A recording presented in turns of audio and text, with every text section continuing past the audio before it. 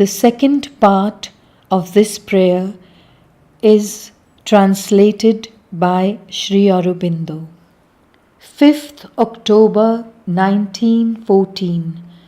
Translation by Sri Aurobindo. In the calm silence of thy contemplation, O Divine Master, nature is fortified and tempered anew. All principle of individuality is overpast. She is plunged in thy infinity that allows oneness to be realized in all domains, without confusion, without disorder. The combined harmony of that which persists, that which progresses, and that which eternally is little by little accomplished in an always more complex, more extended, and more lofty equilibrium. And this interchange of the three modes of life allows the plenitude of the manifestation. Many seek thee at this hour in anguish and incertitude. May I be their mediator with thee, that thy light may illumine them, that thy peace may appease. My being is now only a point of support for thy action and a center for thy consciousness. Where now are the limits? Whither have fled the obstacles? Thou art the sovereign Lord of thy kingdom. 6th October 1914. O sweet Mother, thou shouldst teach me to be integrally and constantly thyself, entirely consecrated to the giving of an ever more perfect means of expression to that which wills to manifest. All is calm, serene. There is no more struggle, no more anguish. Aspiration itself becomes sovereignly peaceful in its immensity, yet loses nothing of its intensity, and through a curious opposition in the consciousness, like the obverse and reverse sides of a medal, the being perceives at one and the same time the immutable calm of the infinite reality, in which all is forever, without any possibility of change, and the ardent and rapid march of all that becomes without cessation in an uninterrupted progression.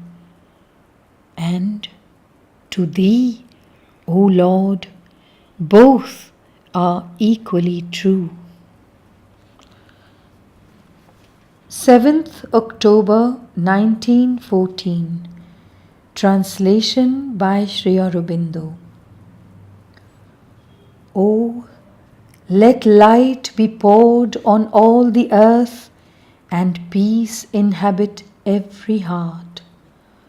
Almost all know only the material life heavy, inert, conservative, obscure. Their vital forces are so tied to this physical form of existence that even when left to themselves and outside the body, they are still solely occupied with these material contingencies that are yet so harassing and painful.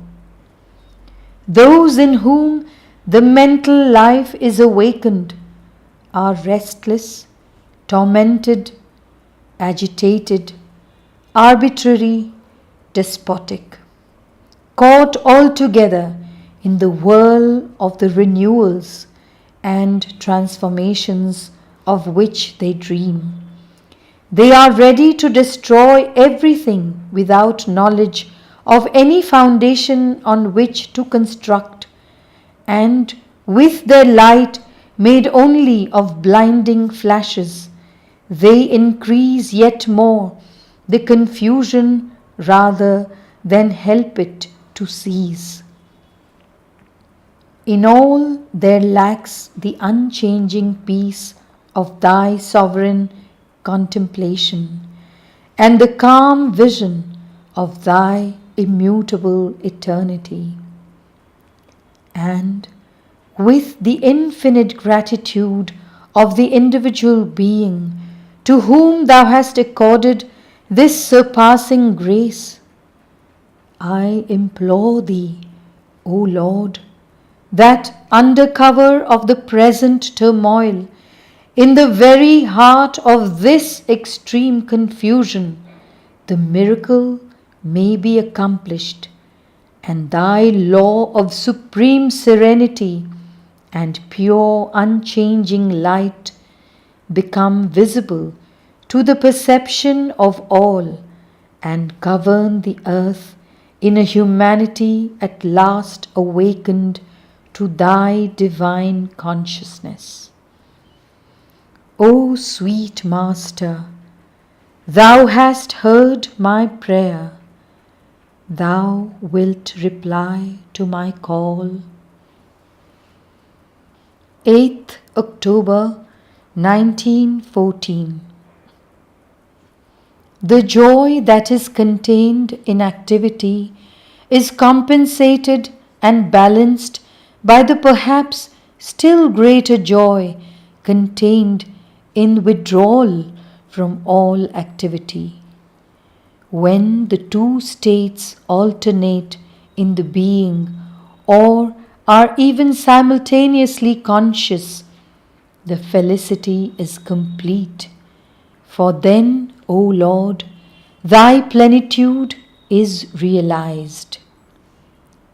O Divine Master, thou hast granted to me the infinitude of divine contemplation, the perfect calm of thy eternity, and through an identification with our Divine Mother, the All-Realizer, thou hast permitted me to participate in her sovereign power, to be conscious and active.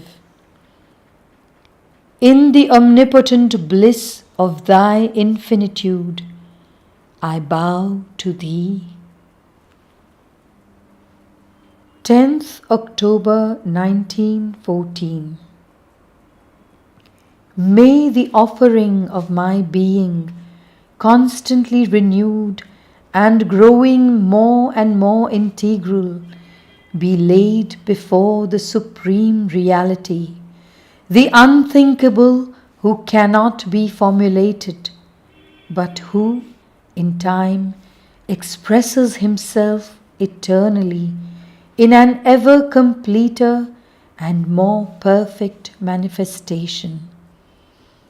O thou, whom I cannot name, thou, whose will I perceive in supreme silence and total surrender, let me be the representative of all the earth, so that, united with my consciousness, it may give itself unreservedly to thee. Thou art the perfect peace and the marvelous accomplishment. Thou art all that the universe is, immutably beyond time, and wants to be more and more in the consciousness of time and space. Thou art all that is in the infinite stillness and the divine hope of all that wants to be. Lord, dispense to the world thy unbelievable boons. Peace, peace upon all the earth. 11th October 1914. Why this persistent feeling, so tinged with uneasiness and expectancy? The being entirely turned to Thee lives in the beatitude of the divine communion. All is calm, serene, strong, sovereignly peaceful. All is light in widened horizons, and in silent contemplation my devotion has become intenser yet. What then is this sensation which seems as though grafted upon the being and takes on the appearance of a warning given to a consciousness insufficiently awakened in the domain of matter? I ask, why, O Lord? And yet I know that if it is necessary for me to understand the reason, Thou hast already told it to me, and only my incapacity keeps me from knowing it, or else to know it is neither useful nor even helpful for me. And in this case, nothing will reply to my question. But the peace becomes more sovereign still, and in an infinite harmony, the being takes on its supreme amplitude. O Lord, with what fervor I greet Thee! 12th October 1914. It was their sorrow and suffering which the physical being was feeling, Lord. When will ignorance dissolve?